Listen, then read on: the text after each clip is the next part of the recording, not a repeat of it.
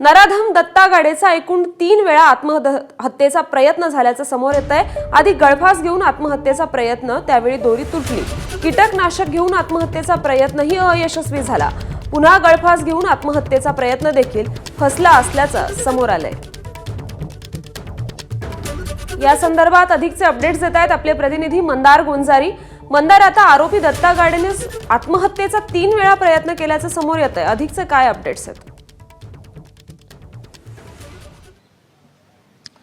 दत्तात्रय गाडेच्या गळ्यावरती खुणा आहेत, व्रण आहेत आणि हे व्रण त्यांनी आत्महत्या केल्याचा प्रयत्न दर्शवणारे आहेत। जेव्हा बलात्काराचा प्रकार घडला मंगळवारी पहाटे, त्यानंतर तो त्याच्या गावाकडे गेला आणि जेव्हा त्याला समजलं की पोलीस त्याचा शोध घेतायत आणि खास करून माध्यमांमधून जेव्हा ही बातमी समोर आली आणि मोठ्या प्रमाणामध्ये महाराष्ट्रामध्ये रोष व्यक्त व्हायला लागला, तेव्हा त्यांनी आत्महत्या करण्याचा प्रयत्न केला, ज्यामध्ये एक प्रयत्न होता गळफास घेण्याचा।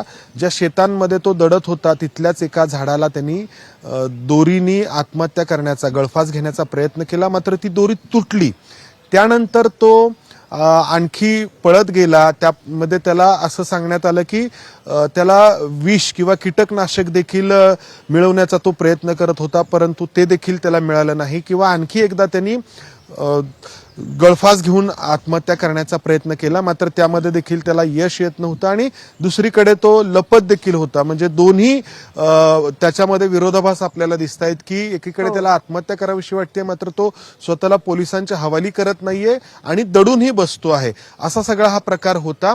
अखेर पोलिसांनी त्याला पकडलं आणि दुपारनंतर त्याला पुण्यातील न्यायालयामध्ये हजर करण्यात येणार आहे आणि विशेष सरकारी वकिलांची नियुक्ती करण्यात येईल आणि फास्ट ट्रॅक कोर्टवरती हा सगळा खटला चालवण्यात येणार आहे। खरं, धन्यवाद मंदार, आपण दिलेल्या या सविस्तर माहितीसाठी। एबीपी माझा, उघडा डोळे बघा नीट।